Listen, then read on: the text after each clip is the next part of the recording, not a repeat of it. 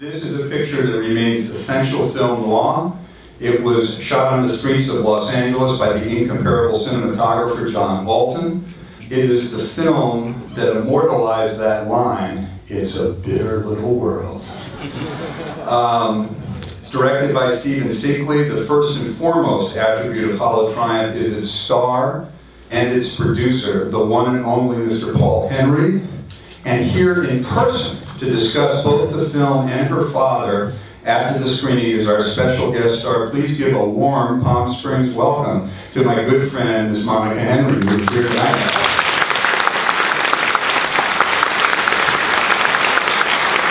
This was such a different movie for your dad. Really, he was really reinventing himself. And this was so opposite of what his image was. Where was his career at in 1948 after the war that caused him to make this movie? He grew up in Austria. He grew up in Vienna. And to be an actor, you actually had to qualify to work in the theater. So you had to go to a conservatory for at least two years. And to get into the conservatory, you had to memorize 4 complete plays, 2 classics and 2 modern pieces, of which there were 2 comedies and 2 dramas. And you literally had to be able to perform them at the drop of a hat. So you had to remember, that was a qualifying step. That wasn't even your senior paper. It was that sort of old-fashioned school where you had to learn to articulate, you had to learn accents, you had to learn other languages, you had to be able to walk and talk and work with props, and you had to fence, and you had to dance, and you had to sing, and oh my goodness, you had to be able to do everything. It was never in my father's consciousness in any way that he was going to come to Hollywood and become a star. His quest was that he wanted to be the greatest actor of the German-speaking stage. Mm-hmm. That's where he thought his career was going to go, and what he was actually working on. Mm-hmm. So even as a young performer in Europe and in England and then ultimately here, he pretty much had an eagle-eye view over everything that was going on and wanting to go on. And there were a couple of instances when he was under contract at Warner Brothers, but he felt that he was getting pigeonholed into this elegant, stoic, continental romantic leading man, and that didn't satisfy him. He was quite bored with that. Mm-hmm. I mean, we will accept Casablanca and now Voyager, But beyond that, they were pretty much pigeonholing him into that thing. Mm-hmm. And of course, after those 2 films, he was like on suspension all the time. Because they kept offering him the same thing, just new dialogue, but the same idea. And they wouldn't let him out either. They weren't going to let him out, and so he argued with them over a number. Well, Jack Hill. Everyone that ever worked for Jack Hill had your father was in a long line of James Cagney and Betty Davis and Humphrey Bogart, and it was all about the artists wanting to be in the pictures or not wanting to be in the pictures, and Jack Warner being the dictator that he was, the mogul that he was, and everyone had their falling out.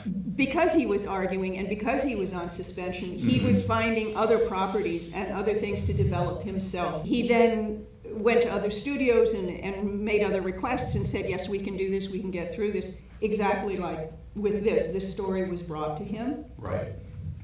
And I believe Steve Seekley brought it to him with the deal of, if you produce it, I'll direct it. If you star in it. And then as it turned out, when he took it to Eagle Lion, they are the ones who said, if you come in as a producer as well, because we can't give you your full salary, right? Because we're not, Warner Brothers or what have you. Sure. So when he read it, I think he loved it for a number of reasons. One is it allowed him to stretch his chops. That's a meat and potatoes role. I mean, he gets to chew up some pretty good scenery there, By being the producer, he had the opportunity to hire his friends. His hands are all over this. When I look at this, I go, oh, he did that. Oh, that's him. Oh, that came from him. The music, the choice of the opera, and the choice of the opera in the car, and the choice of the garage mechanic playing or whistling the Blue Danube. Hello, my father was Viennese. Who thought of that? You know, who put Well, that in the film?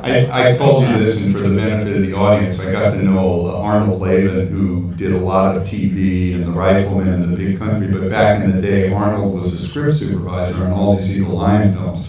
And I got to know Arnold, and I asked him about this film, and I said, so who was really in charge of that? And he said, it was Paul's movie.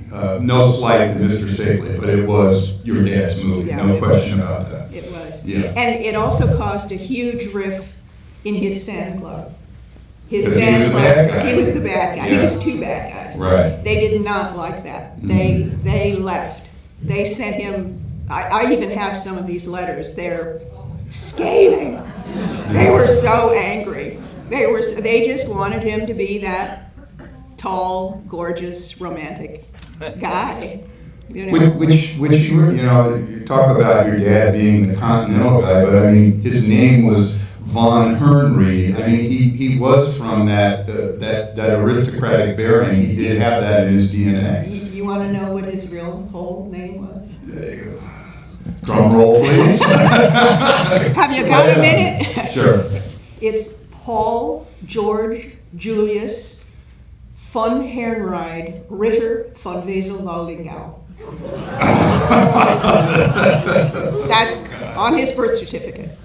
I have a copy of that too. Goodness.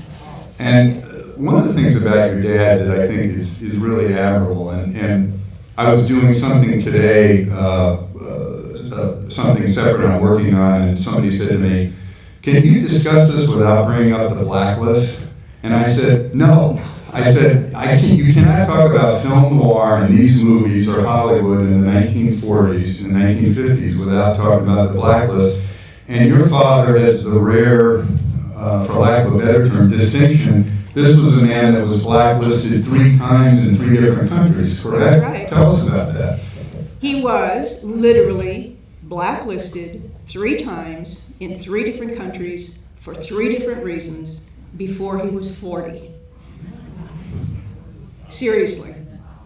He was blacklisted in Austria as a young actor. They had taken him, he had started making films in Vienna, and Scout saw him and they brought him to Berlin to sign with UFA. It was a huge contract. He would have been their ultimate young leading man. And he did actually sign the contract with the studio. And the gentleman who had given him those papers, when they pulled those papers away, gave him something else to sign, and he looked at it and he said, what is this? And they said, this is the National Socialist German Actors Guild. And he said, never. I will never sign that. And as of then, quite literally, his name was actually taken off of films he had already made. He was out of luck. And he felt by going back to Vienna and working in the theater, he would be safe, and he was safe for a while. Yeah, for a while. Yeah. And got lucky and found work in London, was asked to come to London to do theater, and that worked out very well for him. He also came back to Vienna. By then he was married, and my mother had a shop she was a couturier designer. She had a shop in Vienna and Berlin, and had the opportunity now to move to London, and they said, okay, let's just do this. It's like 1938. Let's go to London. And because she had this sort of fluid ability to drive from country to country, French intelligence asked her to become a spy. So my mother's story, hello. I mean, that's a whole other, that's the reason to make a documentary, is why I'm making the documentary. But anyway, he went to London. He then again started the beginning of his career, picked up again, and he was working in the theater. And oh, hello. Oh, Let there be light. the Thank you, sun. Diane. Well, now I can't see any of you. Yeah. I'm so sorry. They're out there. All right. Okay. So he went to England, he went to London, he did plays, he was a rising star again in the English theater, and was again, because he is photogenic, and when he was in his 20s, he was amazingly photogenic. He started doing films, and then it became 1939, and after the Anschluss, he was considered an enemy alien first class, and received documents that said, basically, you can no longer be part of our air raid wardens, you may no longer live in this neighborhood, and we will not hire you anymore. And pretty much the same week that he and my mother were going to be separated and deported, an offer came from the United States to do a play in New York. So he said yes.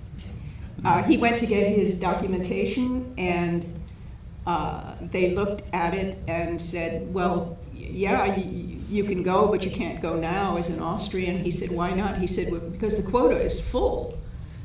And when can I leave? And he says, oh, probably in about 2 years. And this, I'm only telling you the truth. I mean, this is like a Hollywood script, but this is absolutely the truth, and I have all the paperwork to prove it, all of it. When he literally was standing there, that was like being dealt an extraordinary blow, because he's being told basically that you are now going to live in a encampment, away from your wife, away from your family, away from your loved ones. He was going to be interned in a camp in England. So, again, the truth. The kid sitting next to the official took the paperwork and pulled it over, and my father's passport was open, and it was, oh, by the way, a passport issued by the Third Reich. I have that too. The young man looked at it and he said, oh, this says you were born in Trieste. And my father says, yes, of course, Austro-Hungary, I was born in Trieste. He says, no. Trieste is Italian. You were born in Italy. No. He says, what does that mean? It means you can leave tomorrow. True story. So he came to New York as an Italian. As an Italian, yeah. I love it. So, and then, again, then he had a career on the New York stage. Mm-hmm. He came to California, as they say, the rest is history. Mm-hmm. And then, because he always, followed through on what he believed in, and he was part of the original committee for the First Amendment. The flight to Washington. He went to Washington, and thank you. Yeah. He was there and basically said, you can't. This is freedom of the press. The people have the right, and this is just ludicrous, and was promptly blacklisted for the third time. Yeah, so I believe his 3 for 3. His agent at the time was Lou Wasserman. Indeed, it was. Wasserman was basically said, I'm not trying to tell you what to do, but this is not. You should not do this career-wise, and he stood on his principles and did that.